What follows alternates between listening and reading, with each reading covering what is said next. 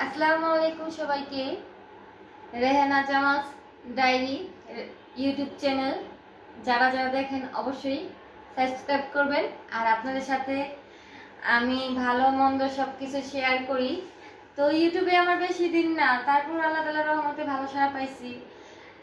তার জন্যই এটা আমি আপনাদের কাছে সবসময় ভালো মন্দ শেয়ার করি, যে আমার জীবনের ভালো দিন খারাপ দিন, তো অবশ্যই আমার সবকিছু শেয়ার করব আমি আপনাদের সাথে আস্তে আস্তে। তো দেখেন বাজারের যে দাম, আমি তো দেখে পুরাই অবাক। সব কিছুর দাম এত এত বেশি, চাকরিজীবীদের কি হবে, সব কিছুর দাম বেশি, কিন্তু যারা চাকরি করে তাদের বেতন তো বেশি না। তারা কিভাবে বাঁচবে? তাদের সন্তানদেরকে ভালো মন্দ তো খাওয়াতে মন চায়, তাই না?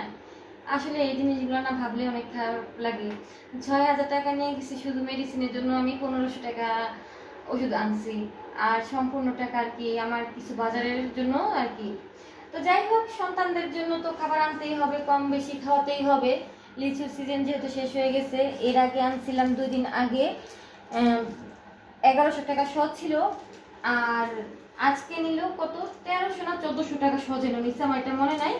আর এখানে আছে রূপালী আম, এখানে আছে হাড়িভাঙা আম, তারপরে এখানে আছে কলা, তারপর ফ্রোজেন পরোটা, তারপর আরো অনেক কিছু। এখানে তেল, রাইস ব্রেন তেল, তারপরে এটা হচ্ছে সয়াবিন, আর এটা হচ্ছে ভাজা পোড়া খাওয়ার জন্য, গুঁড়া দুধ, লবণ, কলা, আর যে ফ্রোজেন পরোটা আর কিছু আছে ওগুলো ফ্রিজে রেখে দিচ্ছি।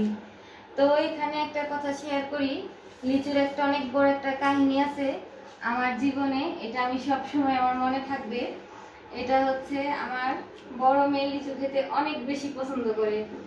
তো ছোট থাকতে যখন ঢাকা স্কুলে পড়াশোনা করতো, হঠাৎ করে আমার হাজবেন্ড বাংলাদেশে আসছে, তো স্কুলের আর কি চেঞ্জ করতে পারি নাই, ঢাকায় ক্লাস করার জন্য নিয়ে আসছিলাম।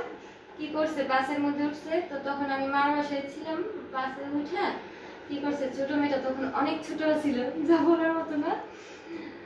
তখন তো বড় মেয়ে কোনো বংশে না, তখন না, একদম ছোট ছিল মেয়ে।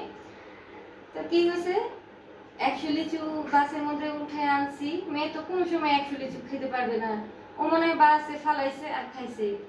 তো বাতে যেতে জন্য সবার জন্য আমি বলছি তুমি খেতে খেতে ই করো। তো আয় আল্লাহ, এমন করছে যে 4-5টা লিচু আছে। এখন মার কাছে এসে বলছি, মা আমি তো লিচু আনছি, 3-4টা লিচু আছে। মাকে কেন এগুলো দেখার কোনো দরকার নেই কেন? তো ক্যামেরার পিছনে আমার মেয়ে হাসতেছে, কারণ আমি ইউটিউবেও আপনারা জানেন না, আমি বলি আমি কিন্তু আর কি আমি নিজে চলাচল করতে পারি না।